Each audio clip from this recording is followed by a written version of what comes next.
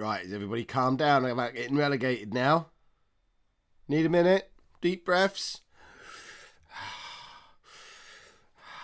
There we go. Transfers.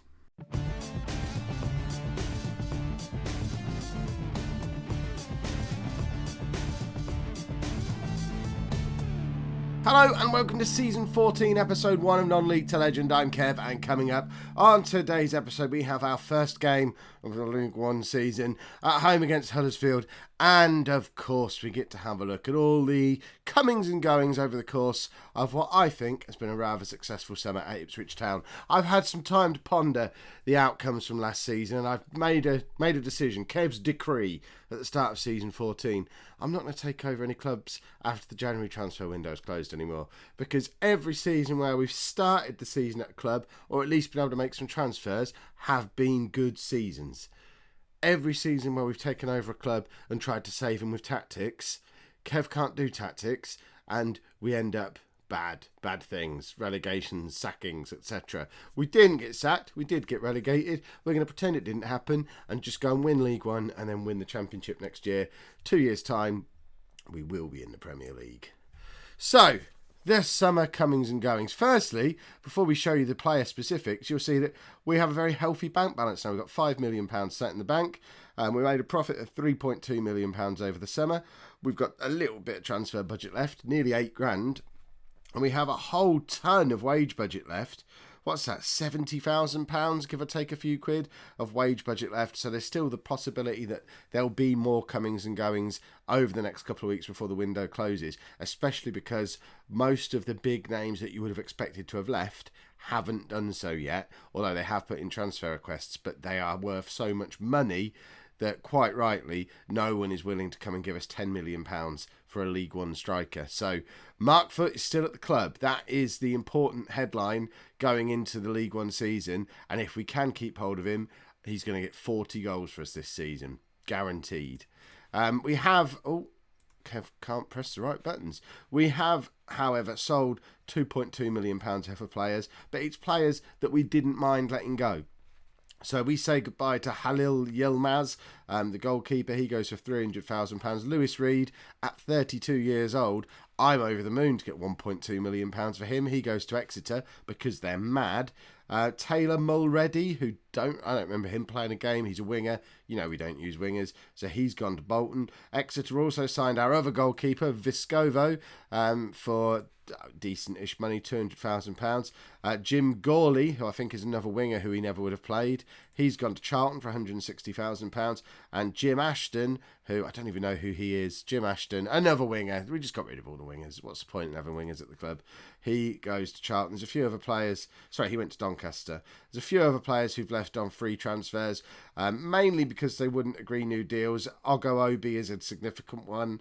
Adam Webster had been around for a few years. Declan John had been around for a few years. Martin Cox had been around a bit as well, but none of these players wanted new deals, so they've all left on free transfers, leaving us with a lot of gaps to fill in the squad. But fill the gaps we have, and I am absolutely delighted with our summer transfer business. We started things off by signing a young goalkeeper for Manchester United, Stuart Murphy, 21 years old, 3-star current ability, 5-star potential ability. He's been on loan at Blackburn last season in the Championship. He's had 2 previous seasons on loan in this league that we're playing in now, plus half a season under his belt at Crawley. So he's already played well over 100 games at this level or better.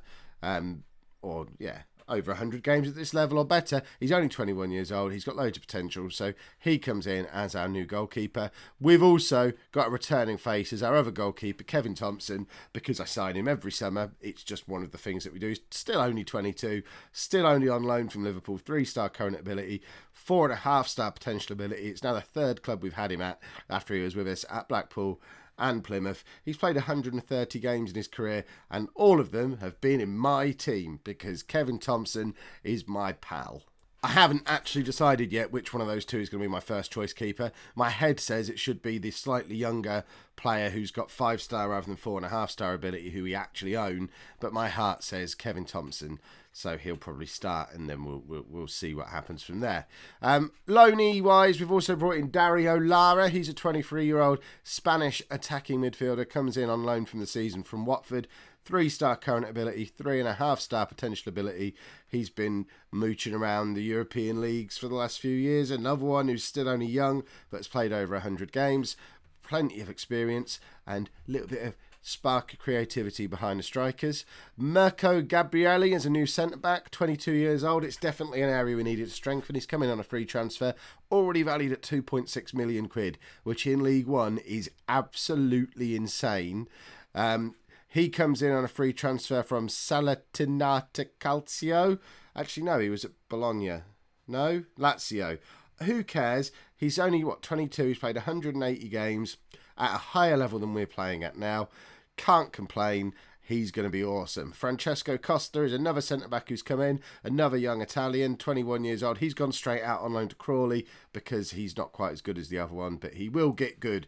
I am certain of it. And another young Italian defender, Luca La Rosa, is a left-back who's not as good as I thought he was going to be. He's coming on a free transfer from Roma, and you'll probably never see him play because he's not very good. Daniel Apoku is a 24-year-old Ghanaian attacking midfielder. 6 appearances for Ghana already, 2.5-star current ability, but 4.5-star potential. He's been at Preston in this league for the last couple of seasons, having previously been at Paris Saint-Germain reserves after they signed him for £2 million from Rem. This is why I don't manage in France anymore. Jordan Todd is a player I'm excited about. He's a 22-year-old Irish striker who's got 1 goal in 3 appearances for the under-21s. Going to get his full cap soon. 2.5-star current ability, 4-star potential ability. He has come in for real cash money funds from Swansea, but he's going to score goals for us. He's got lots of potential. £230,000 with a view to him being the long-term replacement for Mark Foot, who's going to go for 10 million if he goes. That seems like good business to me. Adrian Jankowski is a 24-year-old Canadian central midfielder who already has 53 caps for Canada. And I know. And he's previously been playing in the MLS for Montreal Impact and Orlando City. Another youngster with over 100 appearances to his name, and it comes in to offer some excitement and splendidness in our central midfield. I know it's Canada. I was trying to be funny. Sorry if I offended anybody about that. Some of the other stuff that people are getting offended about, I'm not sorry about that. But anyway, Aaron Cool, familiar face. He comes in on a free transfer from wherever he went after Southend. There you go. He went to Cardiff for £2.9 million. He's been playing in the Championship and then League One for them for the last few years. I don't expect Cool to come straight into our team. He's an old man now, but he's come in for a little bit of experience and the fact he can play as a defensive midfielder. And if we're going to continue with a diamond that did work really well for those last 3 games of the season, then Cool is a name that I would quite like to see playing at the base of it. So he links up with me for the first time in nearly 10 years. Pablo Garcia is a Spanish striker, 26 years old. Another one who's come in on a free and is ridiculously valued for the League One, especially for a player who's only got 3-star current ability and 3-star potential ability. We're paying him a massive amount of money because we're still 70 grand under our wage budget. Why not? We can throw money around like it doesn't even matter anymore. This is Kev's kind of football club. And he's been mooching around the Spanish lower leagues his entire career, but has scored a goal every other game while he's been doing it. So, to be fair, if he can bring that kind of form over into League One, which why shouldn't he be able to, he will score an absolute hatful of goals for us at this level. Roberto Ruffoli is the Italian version of Garcia, 23 years old, so a little bit younger. Same ability, though, 3 stars, slightly more potential. He's another striker. He's come in from Chievo. He's another one who's been mooching around the lower leagues, but this time in Italy, and has scored a goal every 3 games, so not quite as prolific. But then he's probably like a 4th choice striker. That's not bad for a 4th choice League One striker. Tony Miller is going to annoy you all because he's going to be our right back this year, and he's going to wear the number 10. We'll get to squad numbers in a minute.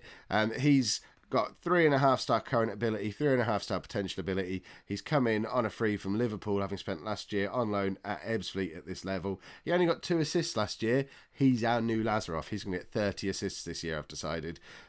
That's why I want to give him the number 10. I want him to have a cool squad number because he's going to be our new hero. Aaron O'Brien is another loanee who's coming, 20 years old.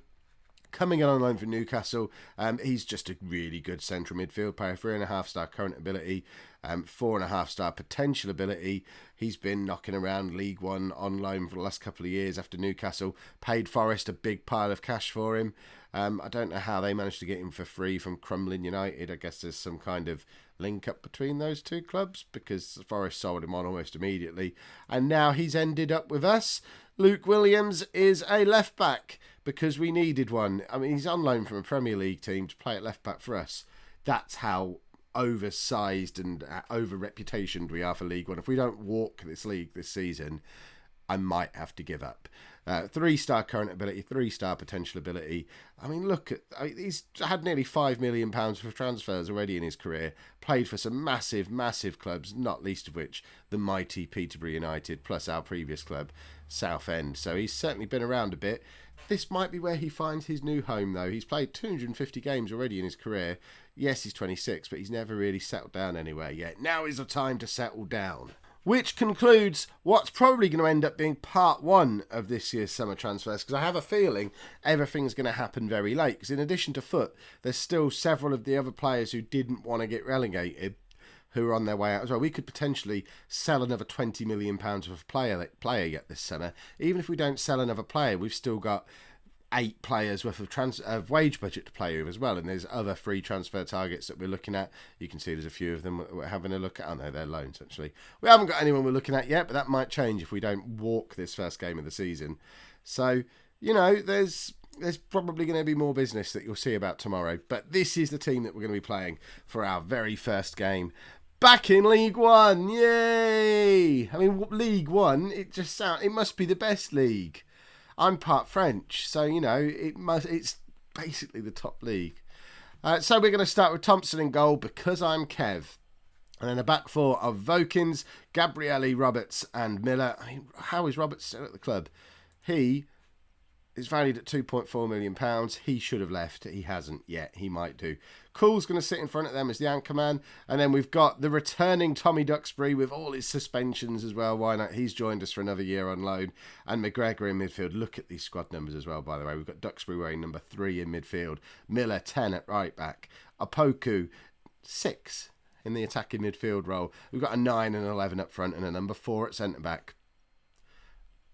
Look, if people are going to be mean in the comments, I want to give them something to be mean about. This time you can be mean about squad numbers. Opoku is going to be behind the front two, and that front two is Foot and Garcia. If Foot doesn't score 6 goals every single game right from the start of the season, then I don't understand how Football Manager works anymore. We're playing Huddersfield because we're two big teams who are far too big for this league. We're playing on the Friday night on the telly to start the season off because, you know, we're a massive club at this level. We need to go out there and show everyone that we deserve to be considered as such, despite the fact that Huddersfield are the favourites for the game. I don't see how this is a surprising lineup that we've put out there, because I think we're looking pretty cool. Yes, we've been working hard, etc., etc. I think we've put out a really strong team, and I think we should do very well. Remember, we finished last season in some incredible form. That needs to go away. Finished last season in some incredible form. There's no reason why we shouldn't expect that incredible form to continue. Gabrielli breaks free. Can he find any of our players? He can't, and because he was our centre-back, Huddersfield ended up breaking on us. That was just a crazy situation to be in. I am a little bit wary of continuing with the diamond. Garcia's just made it 1-0. That'll do. Forget about being wary about the diamond. If we're going to score goals like that, I'll continue with the diamond. I guess it does give us a little bit more defensive stability. It was everything I could do not to just go back to my tried and tested 4-3-1-2 that people give me so much grief about. But you can't argue with how effective it is, especially in League One, because it has quite a solid history of promotions from this league at the first time of asking as well. So if we're not immediately top by the end of August, then we're just going straight back to it without even thinking about it. But for now, we'll pursue the diamond for a little bit longer in the hope that it allows Miller to do that and push on a little bit attacking-wise while Aaron Cool drops back in and offers him some much-needed cover behind, thus allowing him to do that. But Miller has found himself out of position there. Cool didn't get across to cover, and Huddersfield would count themselves a little bit unlucky that that's cannoned back off the frame of the goal. Roberts now with the free kick. I don't know why we've got one centre-back taking the free kick and finding the head of the other one. You'd think we'd get some kind of attacking player involved in that move somewhere. Apparently not.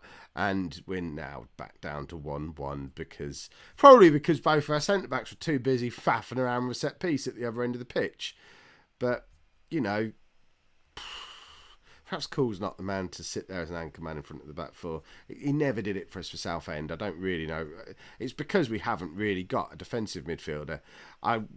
We sold Lewis Reed for a lot of money. He did it at the end of last season for us. It's the one area we haven't really been able to strengthen. So that might be the indication that we need to go back to a flat midfield three sooner rather than later, because I think Cole will probably be much more effective in that system. But just imagine how much you'd all crucify me if, after we finished the season so strongly, yes, I know we got relegated, but we didn't look like relegation fodder in those last 3 games. Imagine if we just switched straight away back to a system that apparently didn't work, even though I think it did. Right, 2 players who I massively bigged up before the match in Foot and Miller have not really turned up today, so let's show them both that they don't just get a free ride in this team. Bring on Egbo to, I mean, what a player to have as a backup right back. And Raffoli, was that his name? I can't remember. I'll learn the new players' names eventually. You don't know how this goes. I am a little bit worried looking at those stats that we are very much the second best team in this game today. If we manage to escape with a draw, I guess that's good, but you would be hoping we do a little bit better. There you go. We are switching this up. Get back to what we know how to do. I mean, this is a problem. We haven't really got anyone who can do that. I guess we'll just leave Gajovic doing it. Duxbury's probably the logical one because he's supposedly a left back. But we'll fiddle with this and see what happens. That was a bit of a risky pass. Vokins finds Garcia, who misses out and really should have done a little bit better with that. And I have to say, I am a little bit disappointed with this performance so far. And Huddersfield are coming at us again. I know they're one of the favourites to go up, but they are making us look very ordinary. They've had more possession, more shots. They've had all the clear-cut chances. Our average rating's better, though. That's weird. What have we actually done to deserve that? But Raffoli's in, and it's 2-1. And completely against the run of play, against wherever the stats are. Hopefully, this will be the story of the season. Even when we don't play very well, our superior quality shines through. And that is a very tasty finish. We said that his goals per game ratio wasn't quite where we'd want it to be for a player earning the amount of money that he's going to be earning for us. And hopefully both him and Garcia, I mean, if they have a scoring competition, £10 million for Mark Foot. Anyone who wants to offer me £10 million for him, I think we've just shown we don't really need him. I'd rather have the 10 million quid because we have got our European sensations and they're basically having a goal of the season competition just between the two of them. This is going to be fun. You lot might not be happy. I'm ecstatic to be back in League One because it's just going to be a fun season. Now we really need to sell Foot before his value just drops through the floor and we have another Declan Davison on our hands where we end up selling him for £500,000 because we forgot to play him for a year. Anyway, let me know down in the comments what you think of the new comings and goings. Would you be looking to sell Foot or would you be looking to build a team around him? What would you do tactically? Are you going back to the 4-3-1-2, sticking with the diamond, trying something else entirely, bearing in mind I've sold all the wingers over the summer? And where would you spend that remaining £50,000 of wage budget? Do we need any more players? Where do we need to strengthen? And if we do sell Foot, how on earth do I reinvest £10 million? Do I even need to? That's a lot of questions. Let's have some nice, positive, happy discussion down in the comments today as you answer all of them. See, we're fostering community down there today. No more grumpiness. If you've enjoyed that, please make sure you pop a like on there for me. Subscribe to the channel if you'd like to see more. And thank you very much for watching.